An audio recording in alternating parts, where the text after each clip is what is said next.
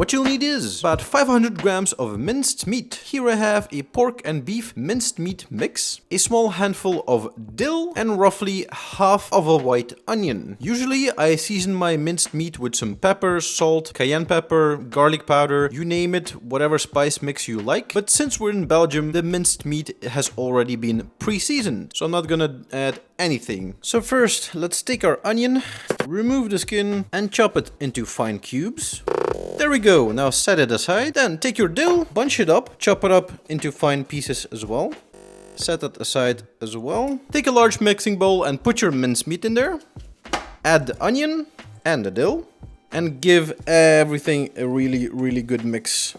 Alright, now split your minced meat up into 6 patties. Just roll them up. I usually make them something like that. I usually end up with like roughly 6 patties for this amount. Now it's time to fry them. Take a pan and put it on a fire.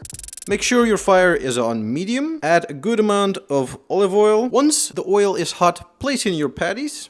I usually do 3 to not overcrowd the pan. And what I like to do is take a spatula and press them down so they're a little bit flatter. This way they'll cook through more easily without having to put like a lid on them and stuff like that. And now fry them on each side for roughly 3 to 5 minutes.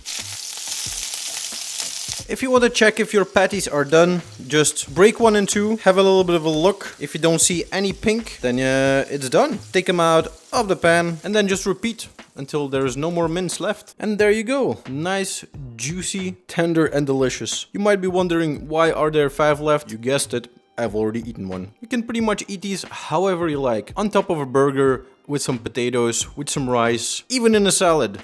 I don't know. That's about it. Enjoy.